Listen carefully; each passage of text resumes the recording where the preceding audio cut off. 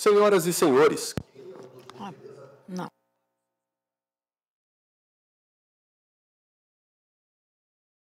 E tenham todos ótimo evento.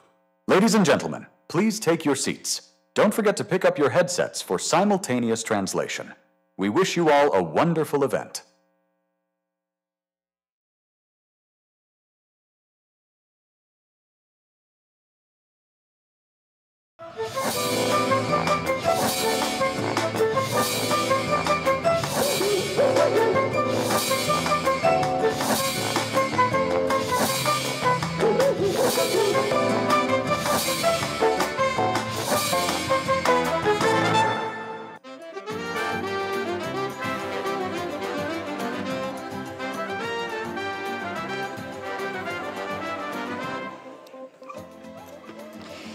A very warm welcome to...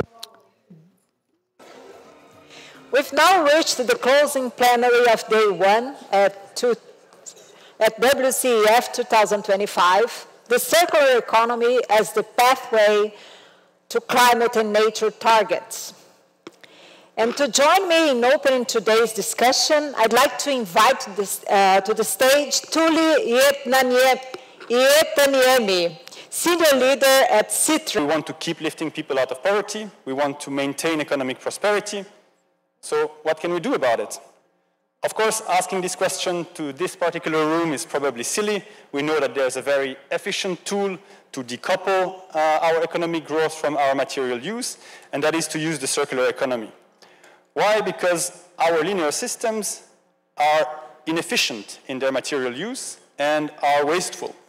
Particularly at the end of life, we lose a lot of the value that had been created by simply landfilling and incinerating. In a circular economy, the idea is that we recover this value, we retrieve it. There's many different estimations of how big the economic opportunity is. I've chosen this one, which has been around for a while, the 4.5 trillion opportunity by 2030. So this seems like a win-win, right? We avoid environmental impacts, we seize economic opportunity, and so why are we not doing it enough? And the answer is simply because it's hard. We have been having linear systems of production and consumption for decades, centuries even. They've been optimized, and so moving from one to the other is not an easy task. However, we are seeing a lot of positive momentum if we think now about what are we doing about all of this. So businesses are starting to seize the economic opportunity that circular economy represents. Here behind me is research led by the World Economic Forum last year, where we surveyed 420 executives, and we asked them many questions. One of them was quite simple. How important is circular economy for your business? We could answer on a 0 to 5 scale, with important and very important as the higher metric. Today, or well, last summer, 75% of them said it was important or very important. That is an immense increase compared to 3 years ago, when only 40% said it was important or very important to them. And what's also interesting to see is that this perceived importance is even bigger to them in the future. So they are seeing the increasing trend. 95% of them said it would be important or very important for their businesses. From the government side, governments are also starting to act, and also, again, the trend is through acceleration. Here I've borrowed this research from our colleagues at Chatham House and UNIDO, who last year published a stocktake of where do we stand in national publications for circular economy, either action plan or circular economy roadmap, and so on. What we see is that in 2016, we had only 4 of those publications. That's just 10 years ago. And now there are 75. And this number is already outdated. Since this publication went out last year, there's even more today. We're looking at 80, 85 potentially. And Brazil, by the way, is one of the countries that joined these ranks very recently with the publication of their own circular economy national action plan.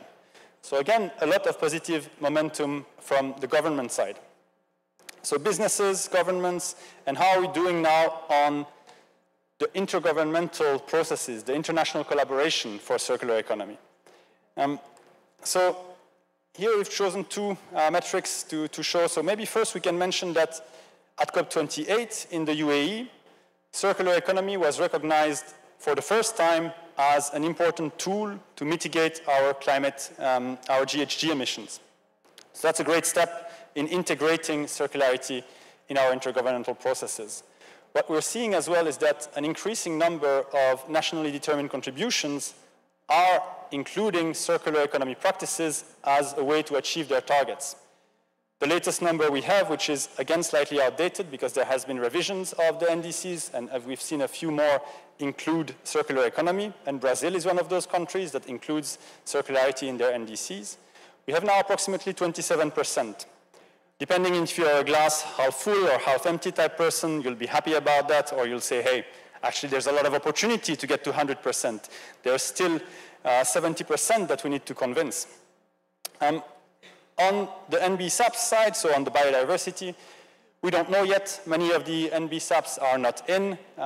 It will be interesting to see once we have most of the NBSAPs in how many of those include circularity and how we can keep pushing for this circularity agenda as part of the different COPs. So my message is the following. We are consuming too much materials. We know it. There's too much environmental, social, and economic consequences to this material use. However, we're on a positive trend. There's a lot of work to do, but we're on a positive trend. And this is coming also from the work of many of you in this room. I'm thinking many of you have been pushing for this circular economy agenda.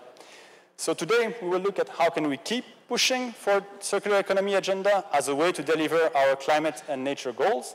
And we will start by thinking, how can we include those, particularly in the intergovernmental processes through the different COPs, particularly the COP that's coming now in Brazil. And with that, I'll hand over to you again, Juliana. Thank you so very much, Janis.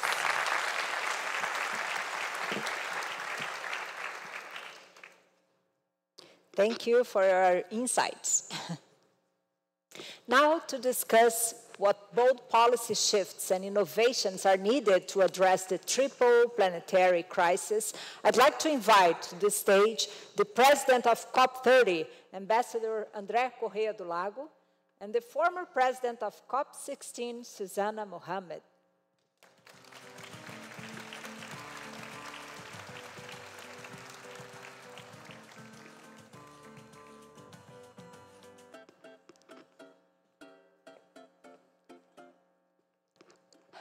Please have a seat.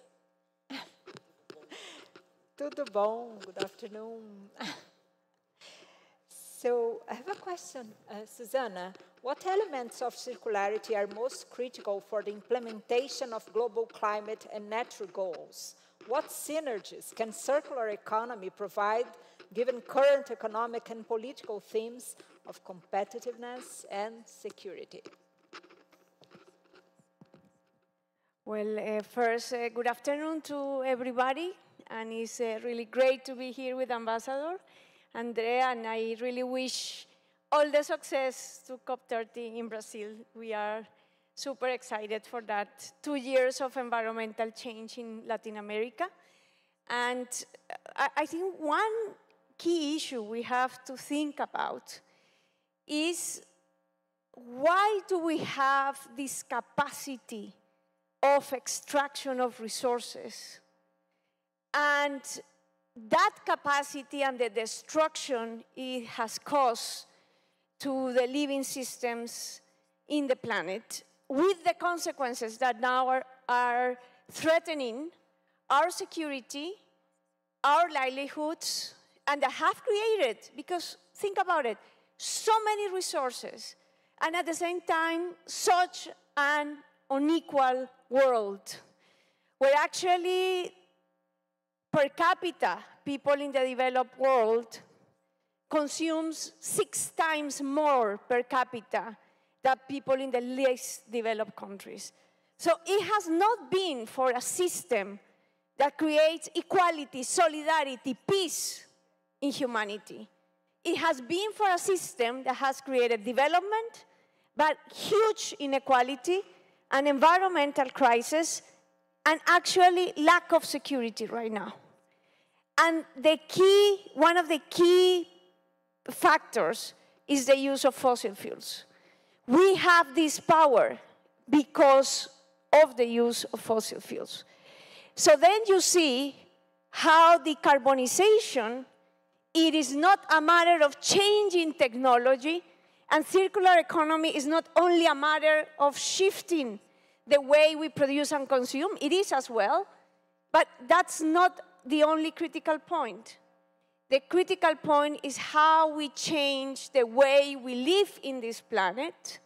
So this power that we have gotten from fossil fuels that have created climate change, that have created the loss of biodiversity, and that has created this huge pollution, actually creates a process where the way we live as humanity can reproduce life and nature.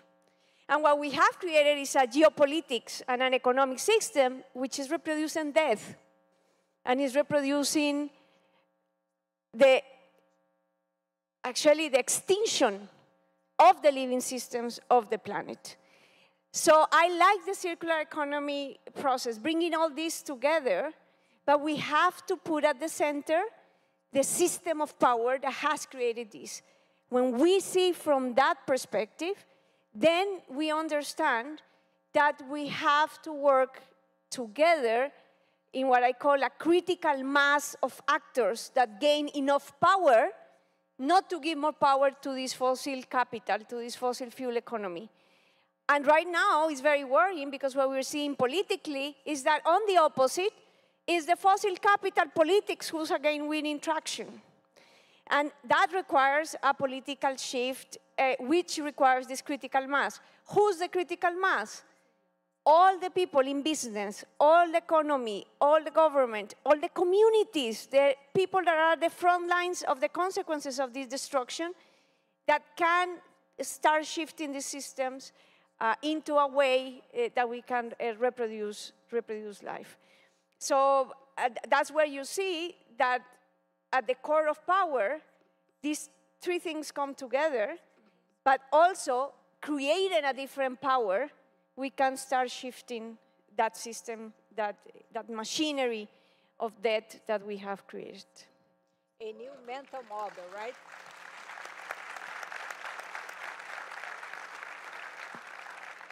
You know, Susanna, 4 days ago, last Friday, I was in Belém.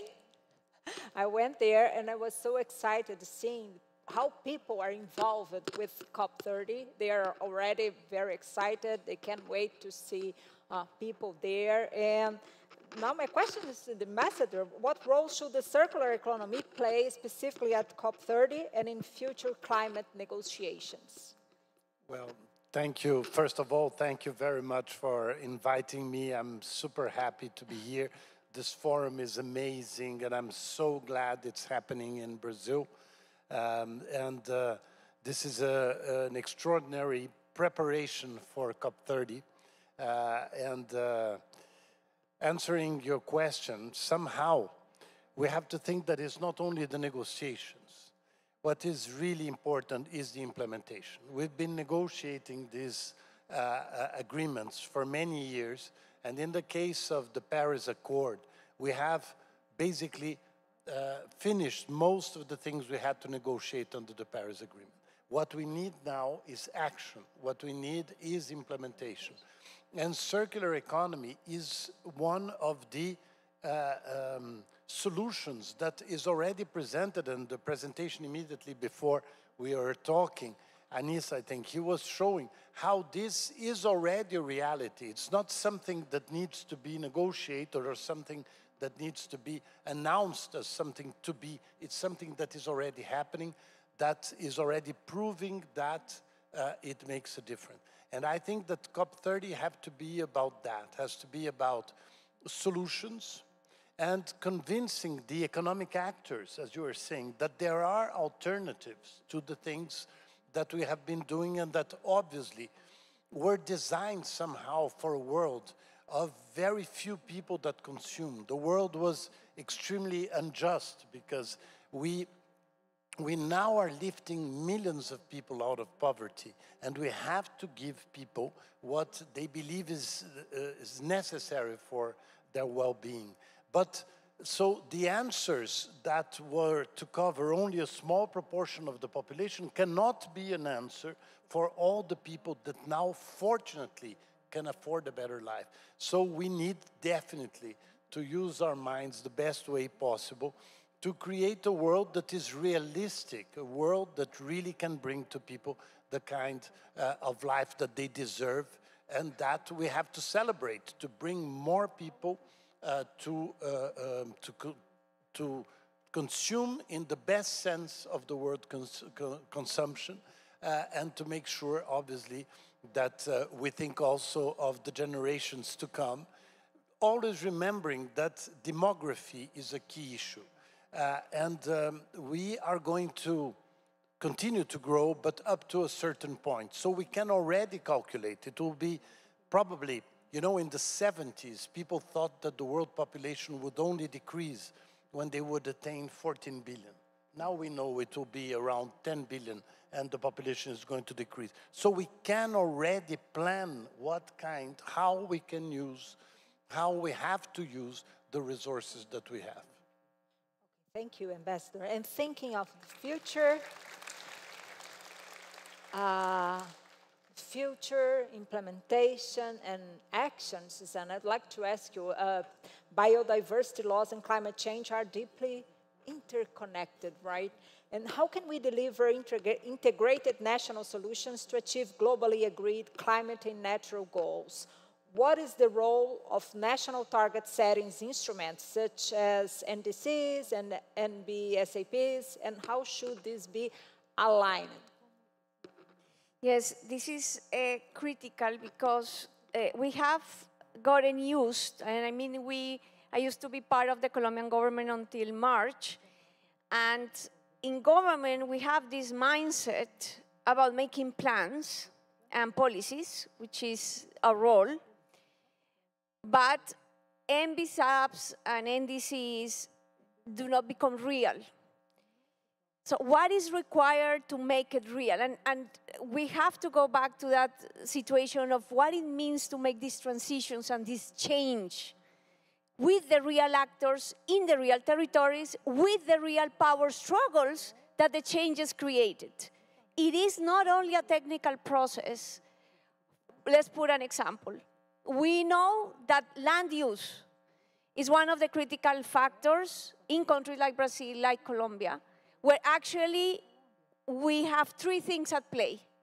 We have biodiversity loss, we have emissions, is their main source of emissions, the change of land use, and at the same time we have adaptation to climate change. So with a single program, a single factor, you can tackle the three things. And so it's very easy to say in plans, let's make adequate use of the land, which means that you use land according to the nature of the land. If the land is for agriculture, use it for agriculture. If the land is for forest, use it for forest. If you're gonna build a city, if you're building city, how the city is reproducing over nature. Now, we can put that in plans. Now let's go to the terrain and talk to the farmers that have the big agribusiness to start shifting the business. Now let's go to the avocado has industry in Colombia that have planted the avocado where forest should be, not the avocado. And let's try to deal with the power structure of the change. And if the political environment is in favor of this capital, including the fossil fuel capital, why we cannot say that we're not going to proliferate fossil fuels in the Amazon? Is the intersection of caring of biodiversity and the fossil fuel economy.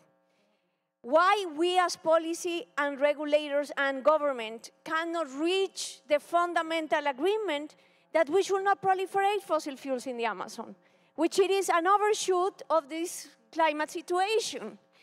And the reason is because we haven't got it yet the politics and the power to do so. We tried to put this in the Amazon President's meeting 2 years ago, continues to be part of that.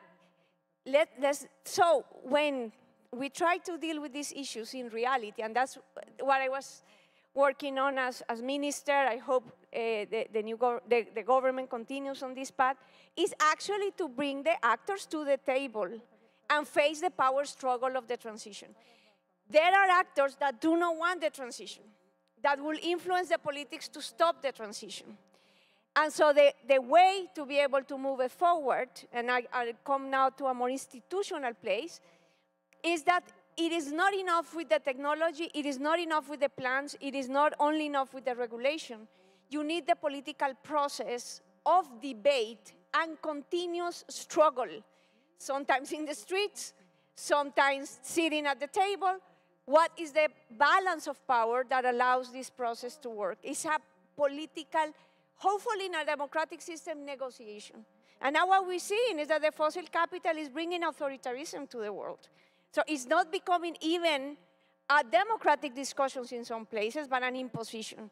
And actually something that has become difficult for the multilateral system as well. So I like to see that each one of these changes, we can put it in plans and everything, but we have to give it blood, sweat, and tears, because it's not going to happen easily. It's a struggle. It's a political struggle. And talking about political process and the players, Ambassador, what international mechanisms and partnerships can scale up the circular economy as a tool for climate mitigation and adaptation? Well, we have to remember this great difference between it's a big division in the negotiations of climate change between adaptation and mitigation. And for many years, and we've been in that for many years, many people thought, oh, but adaptation, if you concentrate on adaptation, you're not going to stimulate mitigation. This discussion took many years, but the truth is that the acceleration of climate change has completely changed this negotiation. So we have to do the two at the same time. There is no doubt about it. And in our case in Brazil, we had this very traumatic last year in which you had a very clear example of the necessity of mitigation, which was when you saw those rivers without water in the Amazon, the Tapajós and others in the Amazon. And this is something that only mitigation can fight. On the other side, you had the tragedy of Porto Alegre in the south of Brazil, where you had a series of floods that could have been controlled or reduced if adaptation projects had been correctly pursued. So it is very clear today that we have to work with the two. So circular economy has a logic for both. And this is what is really a great contribution, is that we also know that, unfortunately, the international resources for what we need to do are very difficult to obtain. Because in the beginning, it was thought that with some funds, it would be enough for developing countries to do what is necessary.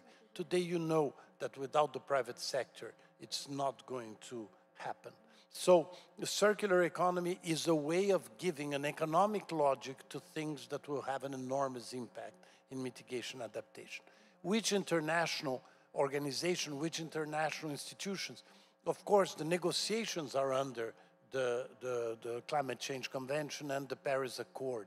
But the implementation has to be everywhere. That's why we discuss so much circular economy during the Brazilian G20, because it is the economic logic of circular economy that is an amazing contribution to what we need to do. It is a how-to-do guide, and it makes complete economic logic, and it is being already adopted and efficiently. So I believe that as we expand the implementation of the fight against climate change to all international organizations, we have to also introduce circular economy as we did in the G20 and in other structures that will support the kind of development that needs to be really applied. And you know, Ambassador, as a journalist, I believe that stories, storytelling, examples can connect and convince people about what's essential. So my question to Susanna now is, how can countries advance climate action and nature positivity in a circular way, moving from target setting to action? And what are your most inspiring examples, best practice? Can you share with us? Yes, I think the key is if we are able to demonstrate, and that's where circular economy will be of great contribution, if we can demonstrate that we can decouple economic growth and well-being from material use, resource use. And so far, we have not been yet so good in having like examples, more or less in terms of emissions in the climate convention. You're starting to see some countries that, although they have economic growth, they are reducing emissions. So you start seeing that from the emissions perspective, the decarbonization, but how do we do it from the resource perspective? I think for Latin America, if we can make a revolution on land use, and what I see is that we have a potential revolution, as the first speaker said, on biomass and on livestock, or, meaning the transitions of proteins. If we could empower bioeconomy, meaning the capacity to use our biodiversity to find what I will call, or what the market calls now, superfoods, and we can reproduce those in a way that the landscape recovers biodiversity, which at the same time will mean for us reducing our emissions because of land use. And that creates an inclusive economy which mimics nature. What does that mean? That doesn't create any residue. When you walk through a forest, the metabolism of nature is amazing. The amount of energy nature uses to reproduce itself, and the amount of synergies that it creates. You can walk through a forest, life is reproducing, metabolic systems are happening, energy is being used, and there is no waste. There's no waste. Nature doesn't produce waste. So if we, through bioeconomy, where we can create an economic revolution, an inclusion revolution, and a regeneration of nature, giving to the north and to ourselves superfoods that replace livestock and all this madness of putting monocrops so that cows can eat, so that then we eat the cows, which is very inefficient in terms of climate biodiversity. I think that's one of the leverages for change where Latin America could be of high contribution. And it's already happening, we're seeing it, but we don't see it at the scale, and we don't see it fast enough. There's many obstacles, but I think there is a potential there where we can create something meaningful. Another example, if we could eliminate landfills from Latin America, which produce methane, pollute water, pollute soil, and through circular economy, bring landfills to its minimum representation or capacity, the contribution on methane emissions that we will be doing could actually be represented in degrees of climate change, of temperature increase. Latin America could make a revolution through circular economy of waste, eliminating landscapes that could be, as an indicator, represented in 0.2 to 0.3 additional Celsius of increase in climate change. So we do have, and I agree with the ambassador, we do have solutions. Yeah, what do we need? We need the capacity to act regionally at scale. Can countries of Latin America agree on regional programs of bioeconomy for this opportunity, which could be billions of dollars in proteins, and creating forests again, and creating ecosystems, and at the same time eliminating landscapes landfills together as a macro program, then the NDCs will have some meaning. Then we can measure the biodiversity shift. Then we can see how we have contributed to temperature. And we have safeguarded the ecosystems that we still have. So the possibility is there, but the question remains, why we cannot do it? What are the, and I still think is more political than anything else. But it's possible. And maybe we need a strategy or strategies. Ambassador, how can circular economy strategies be designed and implemented to promote just transitions, especially in the global south? I think that landfills that you were mentioning, Sun, is absolutely central. Sometimes we don't understand the impact of this kind of change, not only the quality of life of the community, which is obvious, but also on the emissions, because landfills is more than aviation in terms of emissions in the world. So something that is bad for the community, that is useless, and if you apply a logic of circular economy, this can become energy, this can completely change the life of the community, and we have many examples, many examples. So I agree with you that the scale is somehow the secret, and it is very much linked to politics, and I agree totally. And so it is possible.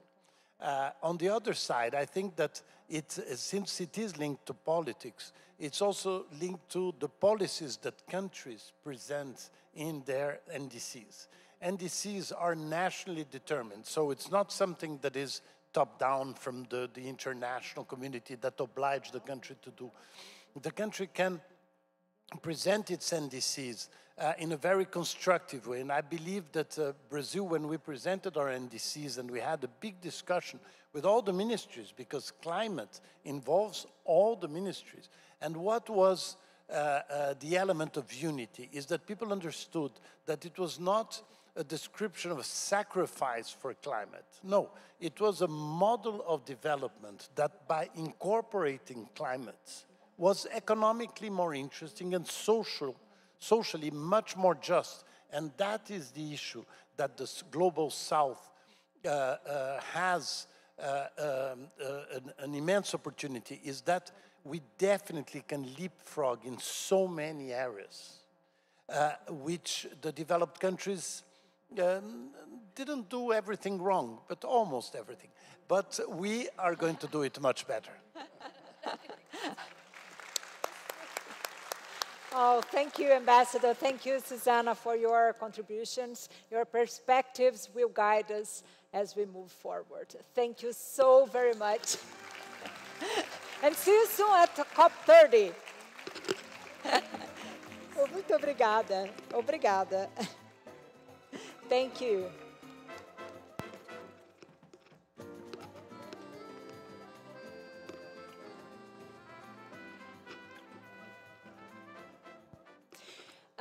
The video we are about to watch highlights the growing commitment of the private sector to the climate agenda, featuring a groundbreaking initiative led by the Brazilian National Confederation of Industry, CNE, which will be presented at COP30 later this year. Brazil is hosting the COP30 this year. It's an opportunity for the country to show its leadership on the climate agenda. And the diverse economic sectors, which produce the essentials we use every day, have a key role in driving this change. By actively engaging the productive sector, we can drive the implementation of solutions in climate finance, decarbonization, and energy transition, paving the way for significant progress on our climate goals. That's why industry leaders of the private sector are launching the Sustainable Business COP, the SB COP, an alliance that brings together companies and institutions around the world to foster economic, environmental, and social impact with innovation and collaboration. Do you want to know how the SB COP will work? We're going to bring together companies and institutions to deliver relevant recommendations to government leaders regarding strategic topics. We'll also be presenting innovative solutions and connecting businesses that are investing in the low-carbon economy. That's the power of SBCOP, a global initiative aiming to catalyze the private sector efforts on the positive climate agenda. Let's all work together to make COP30 a successful and impactful moment. Sustainable Business COP, strengthening sustainable actions.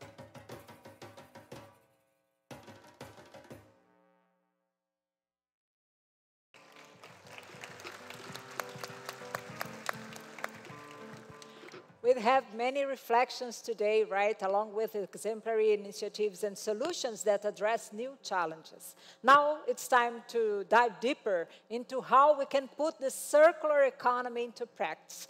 For this panel, we are pleased to welcome Afkan van Hien from Netherlands Ministry of Environment and International Affairs.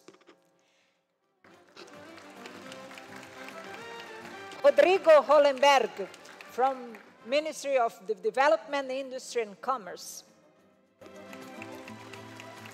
William Dominici from Lenovo. As the moderator, I now invite back to the stage Anis Nassar from World Economic Forum.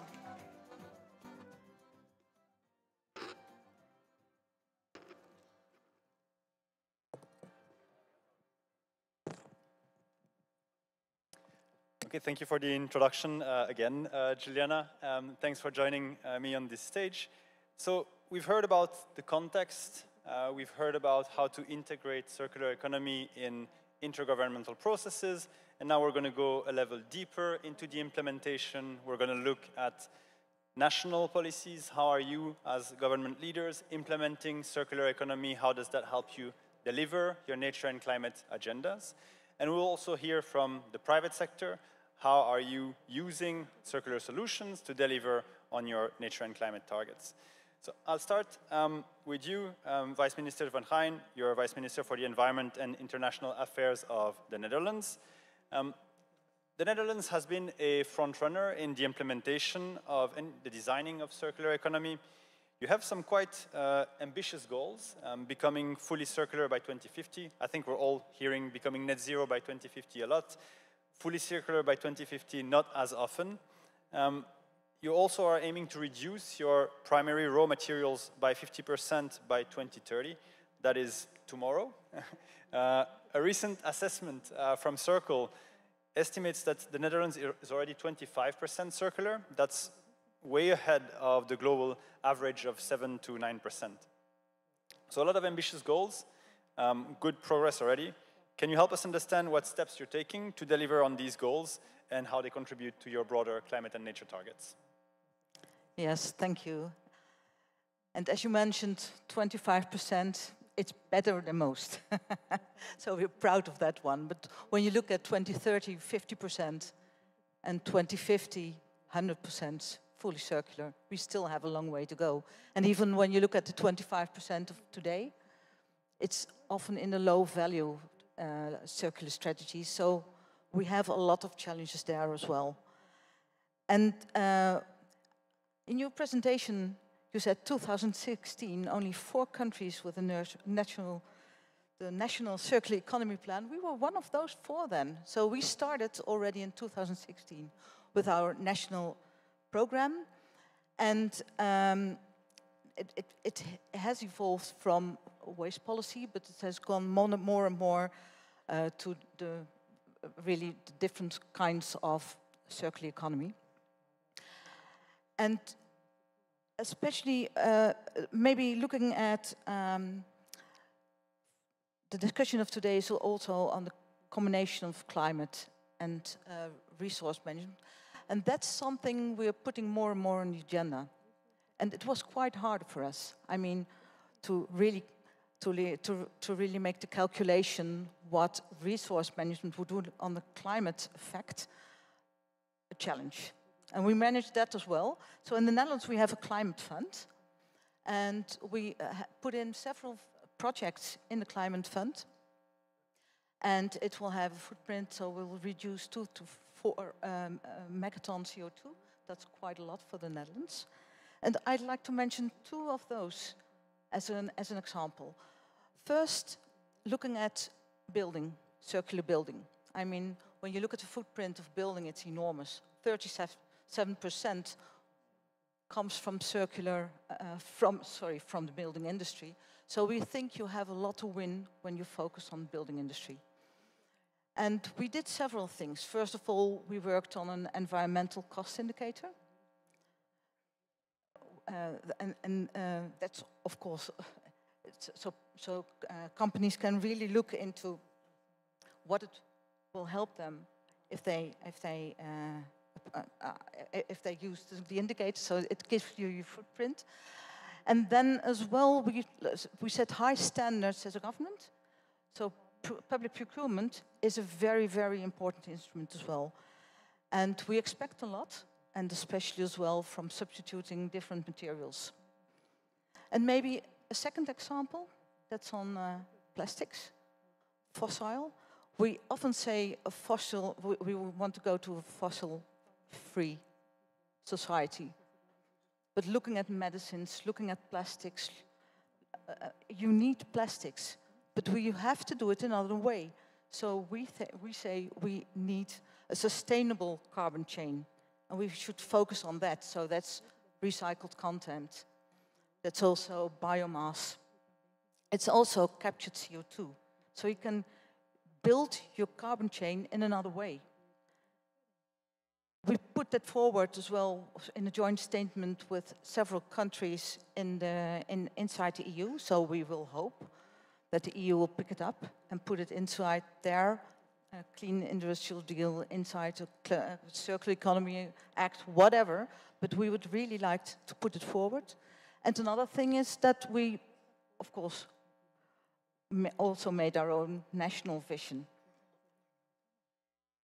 You need industry, you need knowledge, you need market, you need a demand. So our national vision really builds further on that. Two examples. Thank you, and thank you for mentioning also the evolution of those circular economy action plans. It's true that we have seen earlier that there are 75 of those, and there's still a lot of heterogeneity in terms of what they address. The earlier one, let's say, discuss only waste management, and it's a great first step. But the most ambitious ones look at total material footprint targets, for example, or materiality of GDP. So these are really the most advanced types of plans that we see, and the Netherlands is there. So thanks for sharing those examples as well. I'll move to you, Secretary Rollenberg. I'll also invite the audience to, if you don't speak Portuguese, wear the translator, because the Secretary is going to answer in Portuguese. So I will do that myself as well.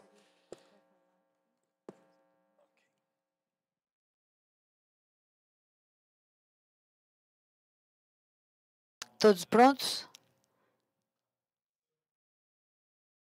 Brazil has increasingly been introducing circularity in its sustainability and industrial agendas.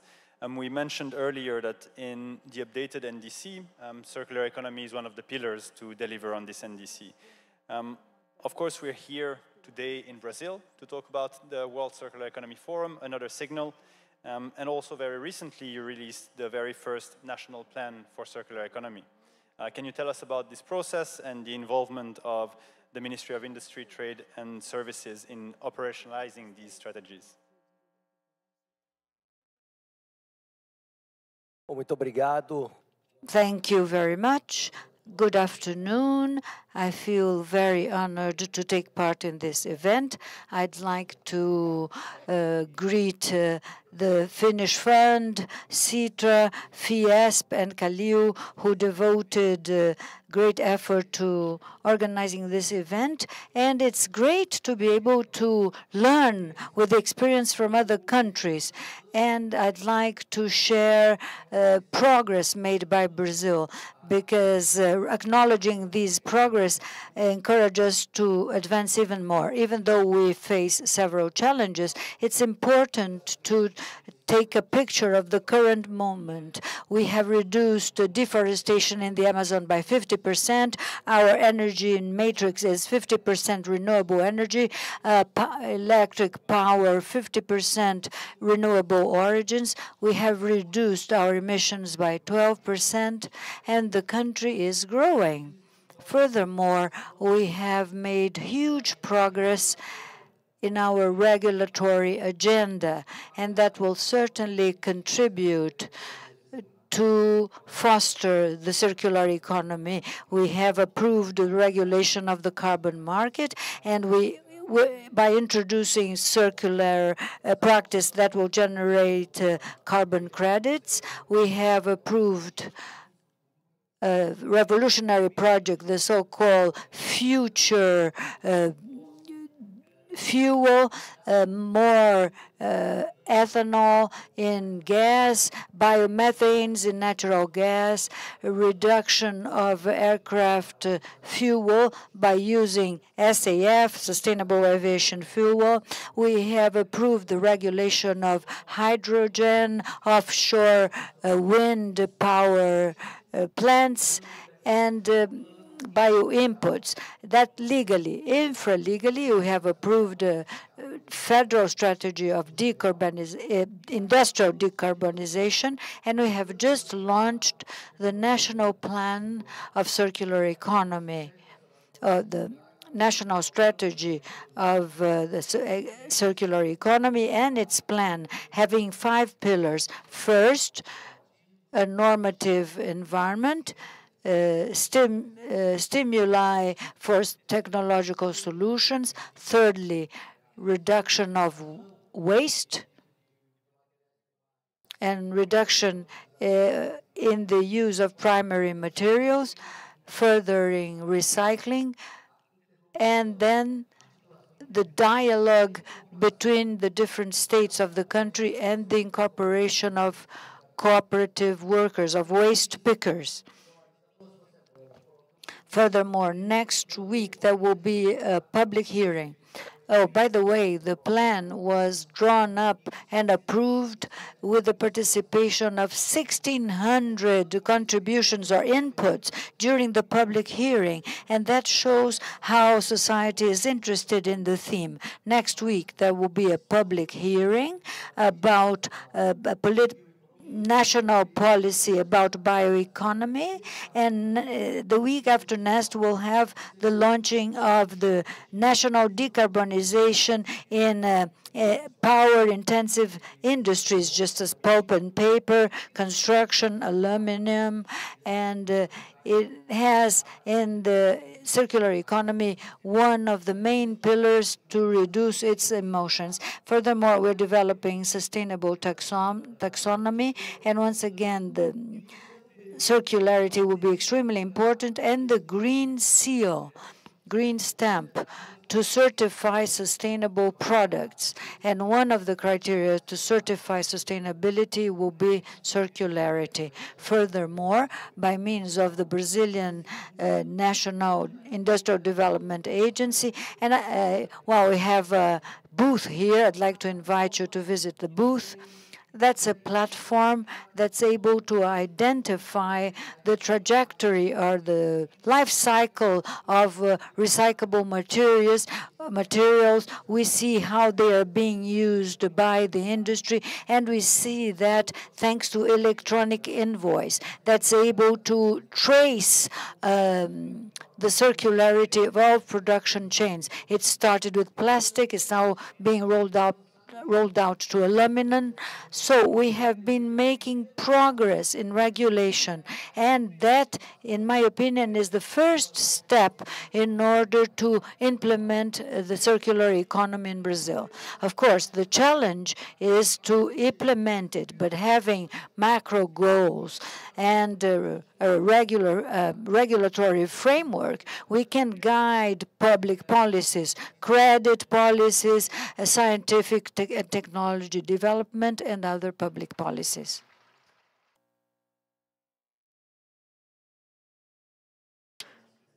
Comprehensive plan already for a first strategy. Now I'll turn on to the private sector. William, you're representing the whole private sector by yourself on this stand. So you're director of PC and Smart Device Strategy at Lenovo. Lenovo is, of course, the world's largest PC manufacturer. You're a major player in global technology supply chains, and you're accelerating towards your net zero 2050 target. Can you help us understand first how, within your own operations, you're using circular economy to deliver these climate and nature goals? Boa tarde e obrigado. Good afternoon. Speaking today, and if I may, I'll use my notes a bit because I'm not much of a linear thinker and sometimes hard to follow. You may not know me, but if you know Motorola and Lenovo, the #1 PC manufacturer in the world for over a decade, then you've seen the work of my team. We're the ones who've designed and built the business strategy behind the success, quietly, deliberately, year after year.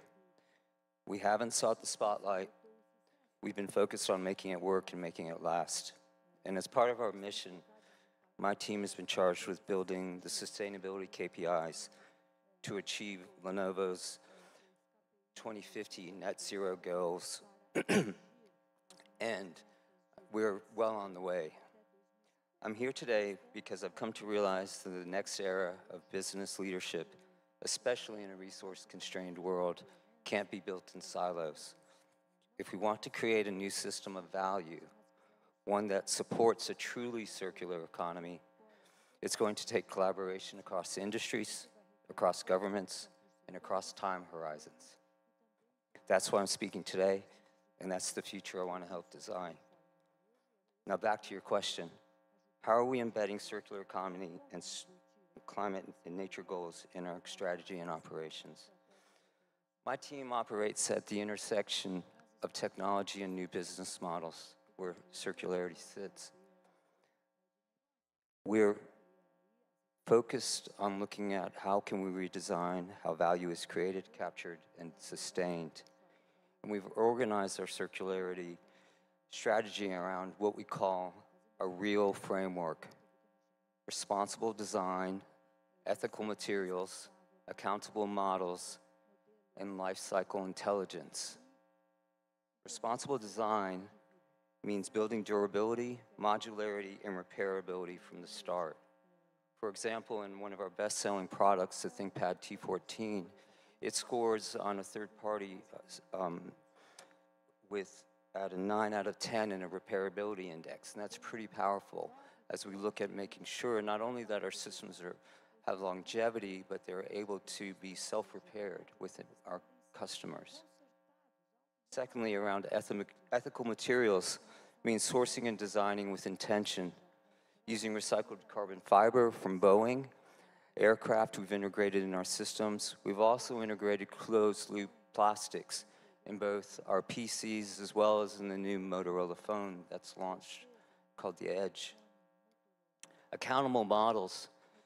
This includes things like device as a service, new business models looking at how we manage life cycle across the life of the product.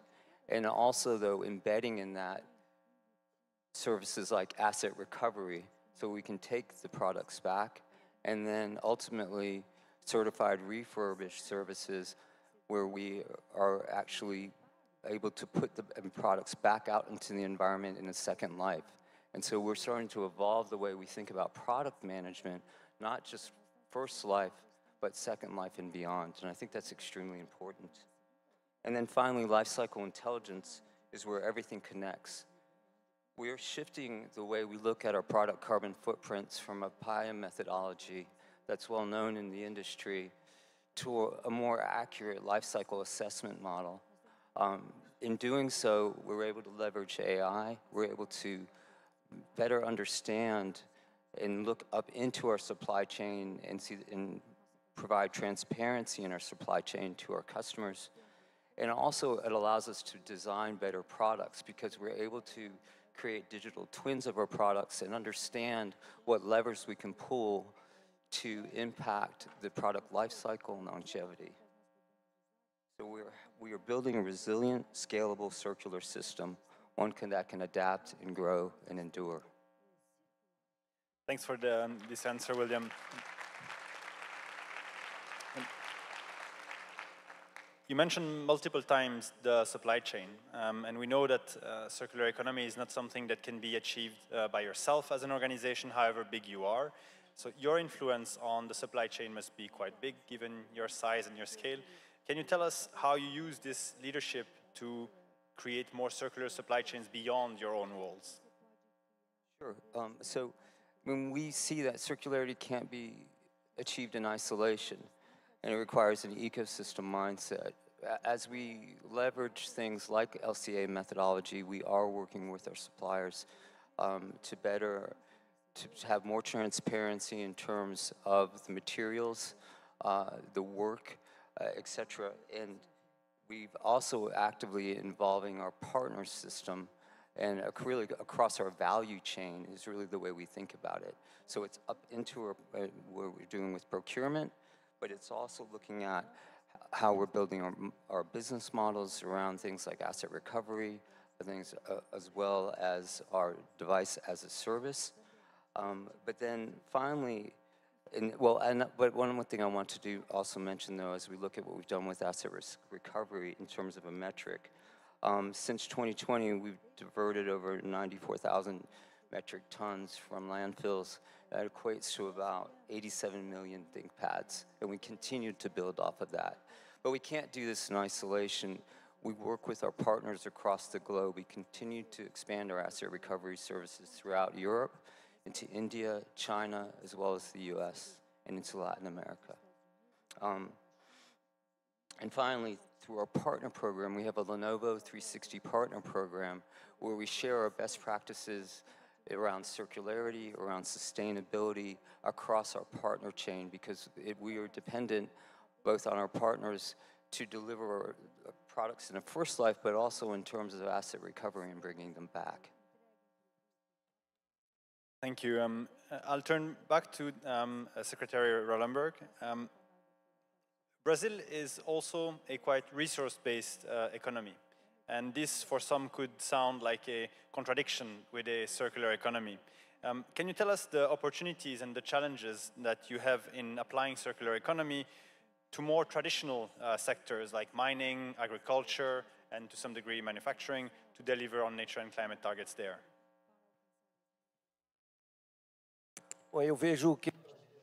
Well, we have several challenges in mining and several opportunities in agriculture and a need in industry. Brazilian mining produces around 5 million tons of waste every year. In 2023, it reused 70%, 3.5 million, but it's a huge logistic challenge. We have made progress in water reuse. We have been using waste in civil construction. We use part of the waste, rock powder, in regenerative agriculture associated to bio-inputs.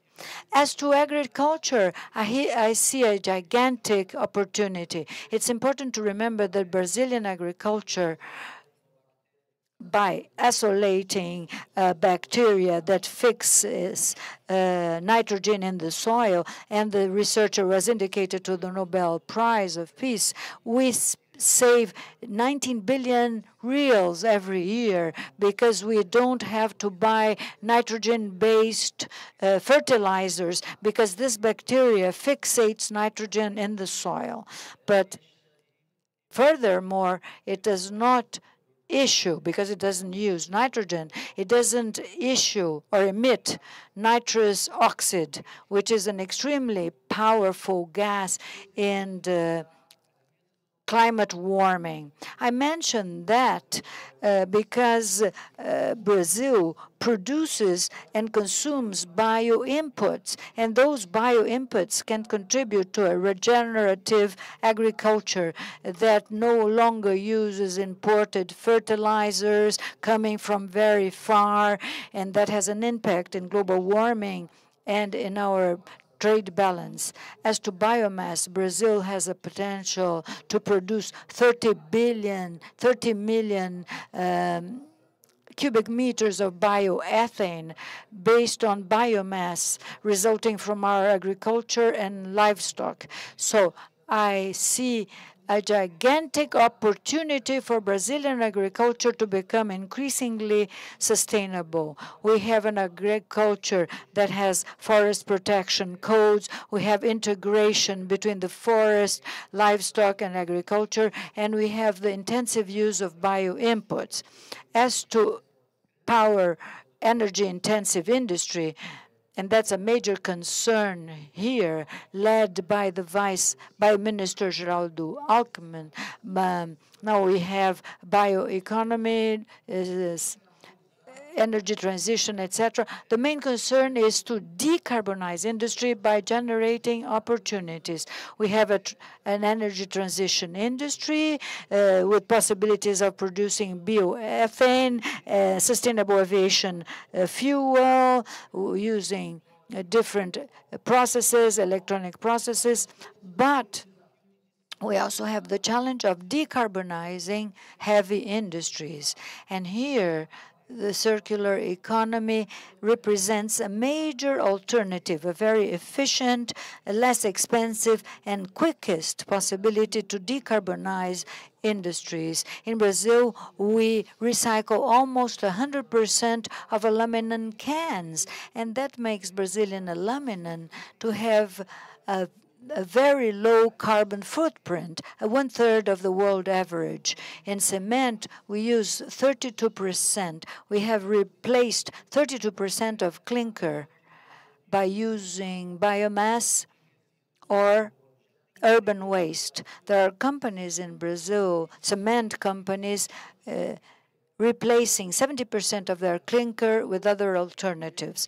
So I think we have major opportunities ahead. What's essential now, and New Industry Brazil tries to do that, is to ensure the tools to implement all these projects. And it's important to remember that since this Lula administration, we have earmarked 70% of scientific and technological development funds, 14 billion, reimbursable and concessionary resources. There are direct subsidies to companies to develop disruptive technologies, and amongst them, the circular economy. So, associating less expensive credit, we have the climate fund with green bonds and less expensive interest rates for circular economy, and with instruments focusing on science, technology, and innovation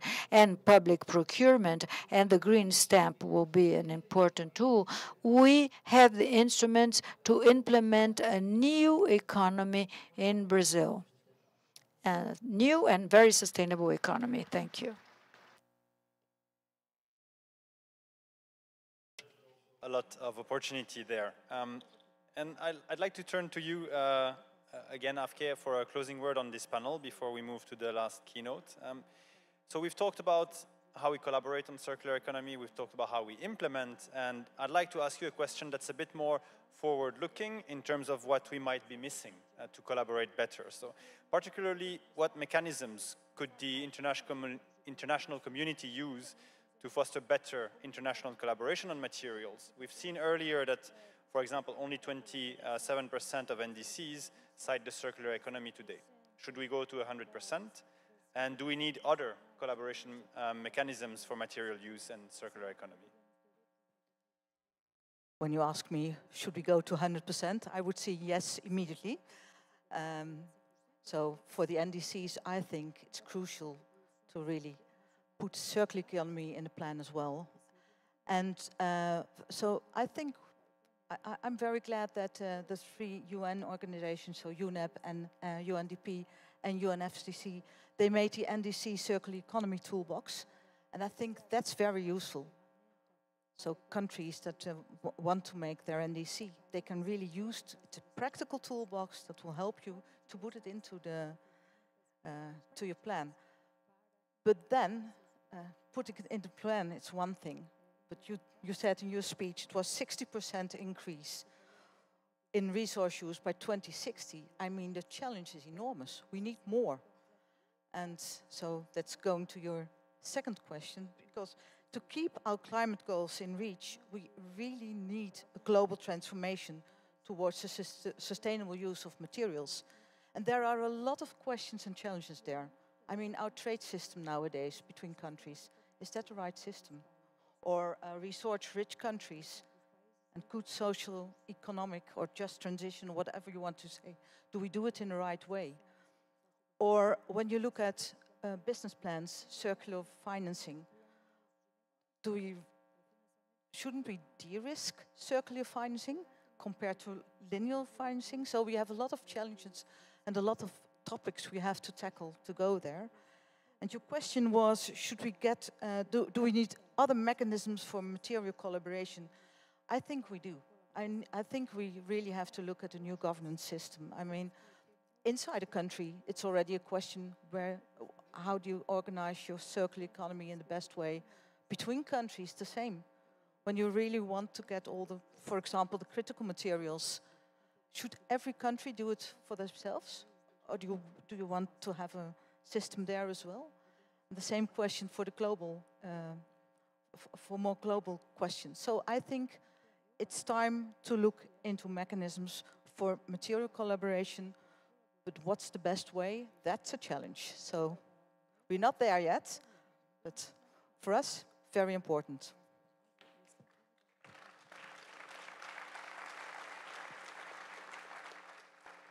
So still a lot of work for all of us to figure out what these mechanisms will be. So I'll invite the audience to applaud our panelists. Thanks for joining us, and we'll hand over to Juliana and Cleanes.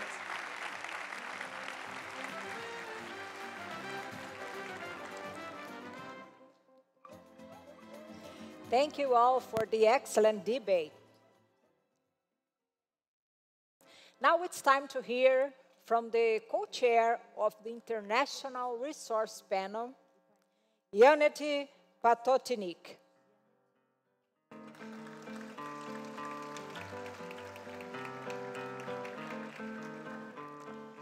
Thank you. Thanks a lot. Dear friends, as you have heard, I'm a co-chair of the International Resource Panel, which is officially a scientific backbone of World Circular Economy Forum. So, a few hundred meters from here, we have organized this week also the meeting of International Resource Panel. And we choose this date because we wanted to be present here. And many of my colleagues are also today in the audience. But actually my point is to talk about some essential things which would be critical for a circular economy to become a norm.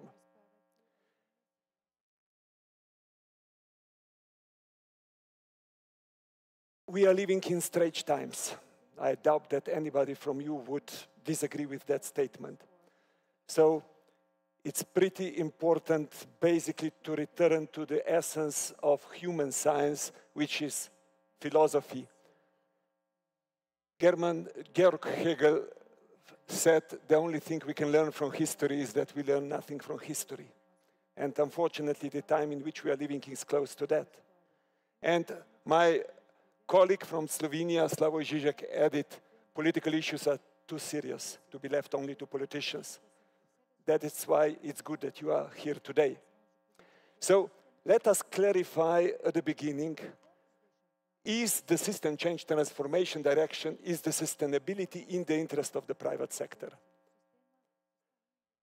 You have heard from World Economic Forum already, but this is officially a survey which they are doing each year in World Economic Forum, where they are asking business leaders, what are the most important global risks you are facing?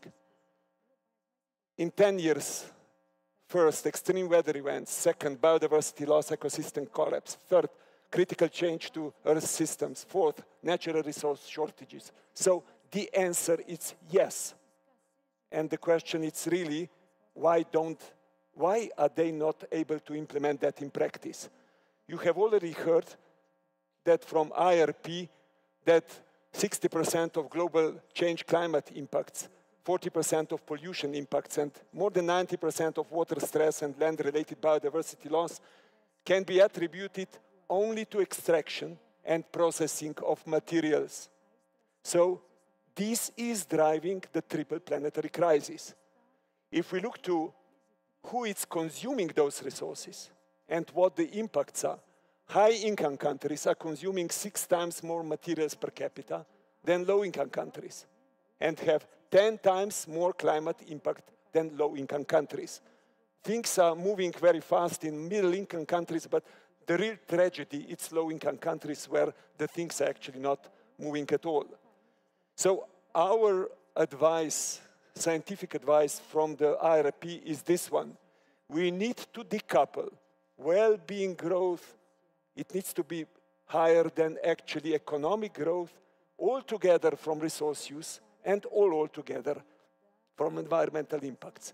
When doing so, looking to all natural resources and focusing on those who are most resource intensive, which are basically nutrition, built environment, mobility, and energy.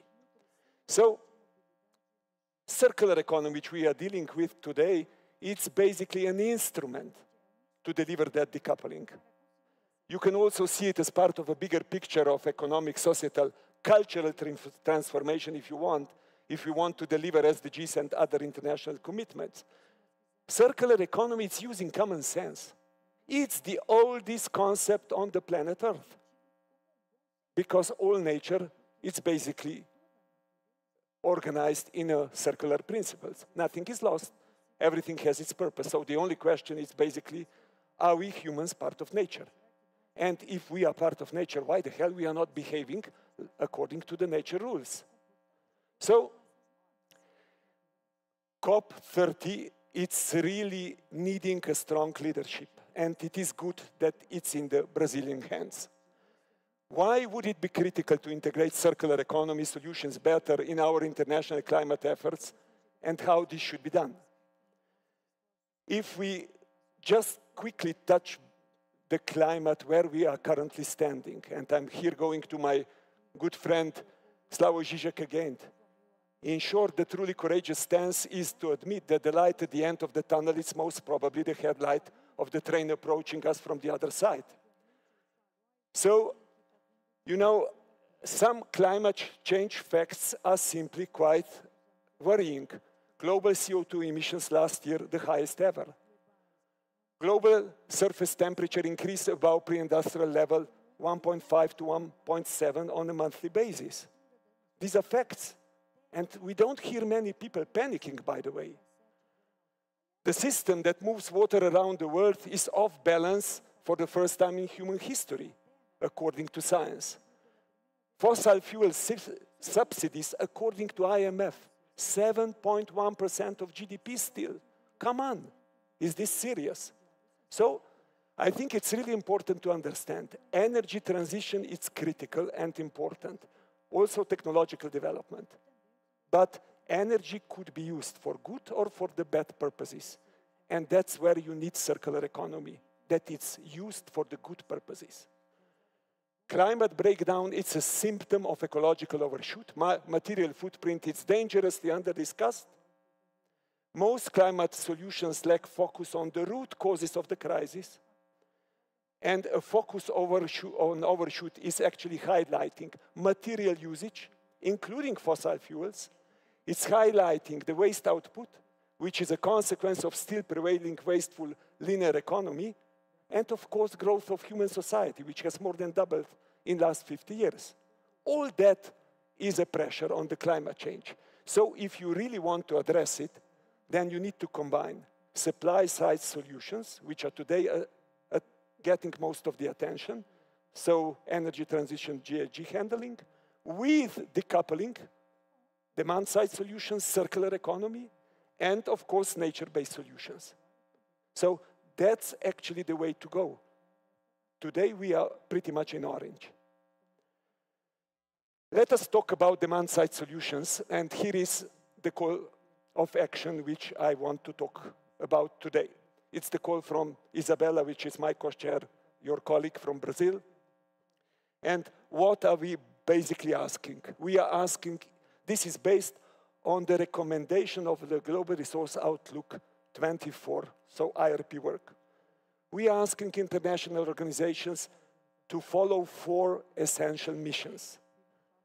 Better orientation, national material use targets and scientific guidance, including a global orientation value, should be established. Second, better measurement, indicators measuring the ability of provisioning systems to meet people's needs in a material efficient way. Better economic incentives, policy fiscal reforms to reflect environmental social costs in material prices and to shift subsidies.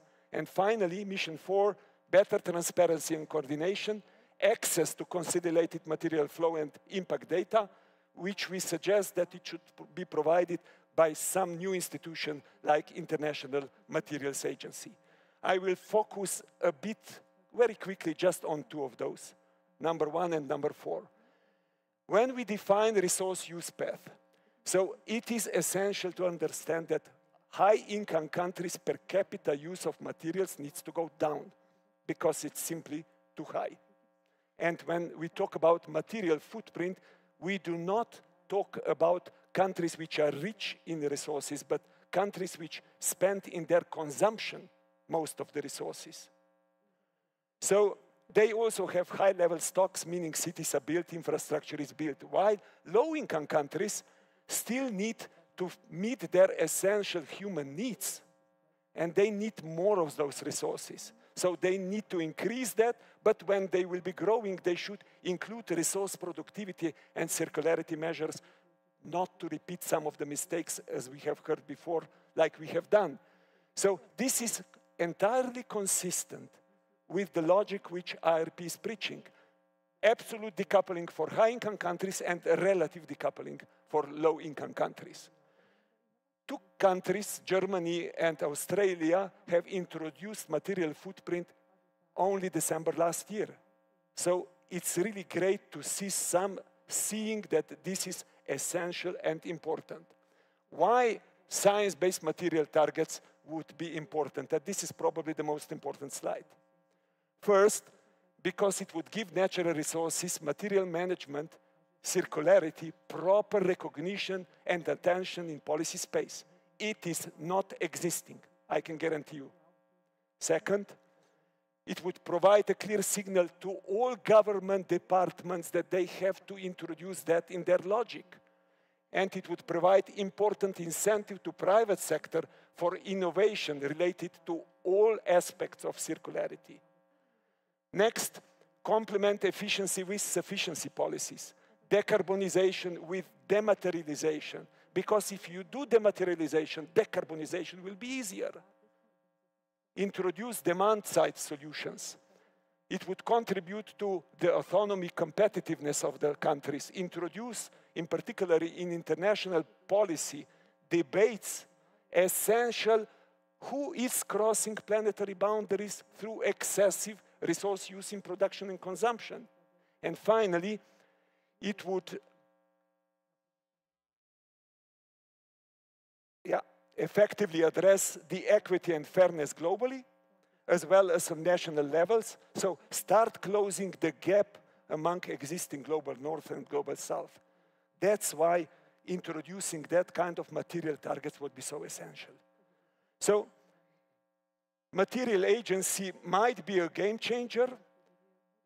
We don't have today doors on which any of you or any country would knock if it would like to get a clear vision where we are with material use and where we want to go. So on one hand, core function should be user-friendly access to consolidated high-quality data. It could be resilience navigator, exploring the country-level risks and opportunities. It could be policy monitor, real-time monitoring of global policy developments and impact assessments. So the most frequent answer which I get when I'm starting to present those things is this one. This is not the right time when policymakers would be ready to set new targets or introduce new institutions. You know, the answer is pretty straightforward. This is not about new targets. This is about implementation measures that we can actually deliver the targets which we have agreed, because otherwise we will simply not deliver them. In COP for climate, in biodiversity COP, or in the SDGs if you want. So momentum is there. Together with Cyro and Systemic, we are working already very heavily on better orientation, together with partners from International Chamber of Commerce, so basically really having a heavy business voice behind. And Chatham House, we are working on the idea of the International Monetary Agency. By the way, we will organize side event on Thursday, and anybody who would you are all welcomed to join if you think that that is a good thing to push. To conclude, I'm practically half of my life, if not more, in policy making. It's very simple in policy making. You have two things in your hands. One is market signals, another is regulation. So what is happening with market signals today? Market signals are leading us, consumers and producers, as you know. But our current system does not incentivize sustainable resource use. Actually, quite the opposite. We should stop signaling producers that extraction-based economic success is most profitable. And we are giving a contradictory signal to consumers: be responsible, but sorry, you will have to pay more. So it's totally against what we are teaching in our economic faculties. And regulation, which is your second tool, is setting a clear vision designed by policymakers based on science and public interest. But if you are sending regulation this way and market signals this way, what you get on the market is a lot of confusion by producers and consumers. And at the end, also a lot of mixed feelings. So there are basically two ways to make circular economy a reality. One is fixing market signals and making circular economy attractive, because today it is not attractive. That's the major problem of circular economy. And or through regulation, setting clear science-based direction. That's why this call was actually prepared to help you, the growing circular economy community. So all four missions are equally important, and some of our partners are already working on others. But if you also doubt that we might be struggling fixing market signals soon, or even if you don't, you should add your name and sign the IRP co-chair's call to action. So give a clear message to policymakers. Many excellent examples of circular economy practice are needed and are encouraging. But to make circular economy a norm, we need a system change. And I think it's the most appropriate to use here the quote from Brazilian Mario Quintana: "Don't waste time chasing butterflies, mend your garden, and the butterflies will come." So if I conclude, essential to remember it's this: strong minds discuss ideas, average minds discuss events, weak minds discuss people. Don't discuss why and how you can't do it because of the others. Do it. This is where you can basically, here you have it, the QR code for the call to action. The other is QR code for International Materials Agency side event, if you would like to join or add your voice to what we are doing.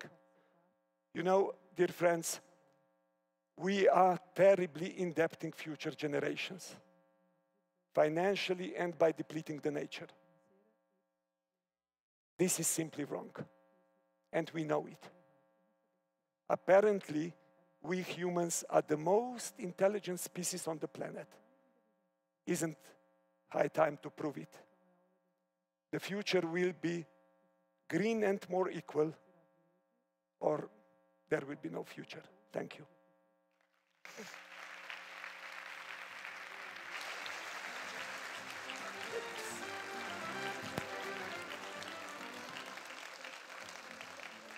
Thank you, Janet. Yes, we are living strange times, right?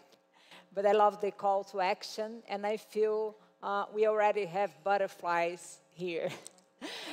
Innovations are truly what are transforming production methods with new materials and technologies that increase efficiency and reduce waste. Our next speaker will tell us more about these challenges. Please welcome to the stage Dan Yoshpe, Vice President of FIESP and champion of COP30.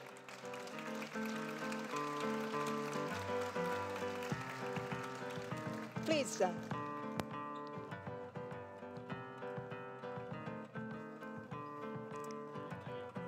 Thank you. Here? Please. How are you doing? So you think we are living in strange times as well? More or less. I'm very optimistic. Oh, good. We need hope. Then, I'd like to start asking you, can circular economy accelerate the transition to a low-carbon economy and contribute to climate goals? What do you think? Sure, and I think we just saw amazing explanations, examples, rationale behind what we should do and what we know how to do. And that's sort of what we really need. I think as Ambassador André said, and many of the colleagues, we just heard the call for action, so we need to go for the implementation. And circular economy is one of the leading tools or solutions or strategies. Our secretary also mentioned the hard-to-abate industries and how can we address this subject around the world and in Brazil as well. And for sure, circular economy is the #1 strategy for those, and this is one of the relevant areas that we need to address. We have some easier areas and tougher areas, and then circular economy, by the way, comes very helpful on the tougher areas. Of course, there's usages also on easier routes, but we need it. And now is the time to implement, to be more on this optimism or pessimism. I think we are more or less in the middle of the game. We didn't lose, we didn't win. There is good opportunity, but we need to work much harder than we already did. Be more efficient, more effective, be more focused, look for the relevant areas, and circular economy, for sure, is one of the very relevant areas. And by the way, my belief is that it's going to be one of the central themes of COP30 of this cycle because of itself and because of this match that Brazil can bring to the subject and how can we show the world among our peer countries new solutions, new strategies, and how to address our very relevant problems. One of the issues is about how to finance countries to fight the climate crisis, right? And what are your expectations of the productive sector for the next COP30 in Belém, as considering the current levels of climate finance and what happened in the past months? Of course, and so forth, then can come up. And once we bring scale and economic sense to some of these routes, they may become independent, they may become self-sufficient, and which would allow resources to flow to other areas, not necessarily on mitigation, maybe on adaptation and resilience, where we will not see economic results or logic so soon in the process. So again, it is very challenging. I think COP30 has this need to establish the route from Baku to Belém. There is like a $1 trillion gap. But on the middle of the way, I think we are going to find very interesting new solutions that we may not know yet. I think, for instance, the TFFF, which is a brand new structure, which comes for forests and to do a major effort on the mitigation and social development area. I don't know exactly where this is going to end financially, but I think it's going to be very positive, and it may surprise us. When we look to biofuels in Brazil, it's a fairly mature business by now. Has its own economic motto and can surprise us as well in terms of new developments and move forward than we would expect. So I think we have to struggle and try to find ways to get to this 1.3 trillion or hopefully even more. But at the same time, let's make sure that we are looking at any opportunity and being creative enough and bringing the private sector as well to the table. And also, one point that I think is coming back, I would like it to come back fairly strong, is the debate on carbon credits. That could be a very interesting offsetting mechanism to take the financial resources to the right place or to the most productive place of the table. And hopefully we can find also some initiatives or breakthroughs in this Brazilian COP cycle. I do hope so. Okay, thank you so very much. And with that, we wrap up the first day of WCEF. Thank you all so much for your participation. Thank you, Dan, so much. Thank you very much.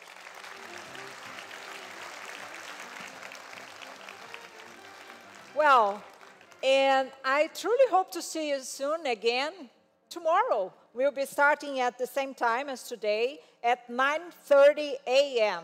Please don't forget to bring your badge, but the day is not over yet. We are all invited to celebrate the gathering, keep exchanging ideas, and making new connections at our happy hour at the OCA.